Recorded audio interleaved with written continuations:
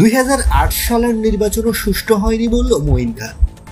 2008 সালের নির্বাচন পরিকল্পিত ছিল, সে নির্বাচন সুষ্ঠু হয়নি বলে মন্তব্য করেছেন বিএনপির স্থায়ী কমিটির সদস্য আব্দুল মঈন খান। শনিবার জাতীয় প্রেস ক্লাবে এক আলোচনা ও দোয়া মাহফিলে একথা বলেন তিনি বলেন, আওয়ামী লীগ সব দিক দিয়েই দেশকে ধ্বংস করেছে, শিক্ষা ব্যবস্থাকেও পরিকল্পিতভাবে ধ্বংস করেছে। শেখ হাসিনার আমলে বিএনপি নেতাকর্মীদের নামে ঢালাওভাবে মামলা করা হয়েছে। বিএনপির প্রায় 50 লাখ নেতাকর্মীদের বিরুদ্ধে মামলা করা হয়েছে।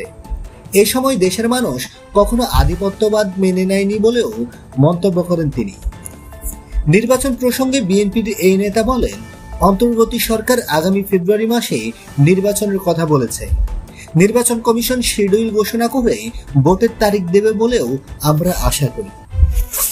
বন্ধুরা, নিত্য নতুন এক্সক্লুসিভ খবরাখবর সবার আগে পেতে আমাদের ইউটিউব চ্যানেলটি সাবস্ক্রাইব করে পাশে থাকা বেল আইকনটি অন করে দেওয়ার অনুরোধ রইল।